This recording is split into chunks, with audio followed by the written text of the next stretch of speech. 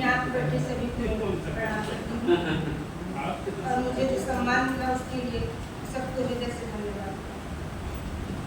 आज की हमारी कविता काव्य गीत जो है समाज में हो रहे घटनाओं से संबंधित है। प्रेम का मैंने बहुत घिनौना रूप देखा है, साफ सुथरा नहीं गंदगी का स्वरूप देखा है। प्रेम का मैंने बहुत घिनौना रूप देखा है, साफ सुथरा नहीं गंदगी का स्वरूप देखा है। उसी क्रम में आगे बढ़ते हुए चढ़ा है शुरूर हवश का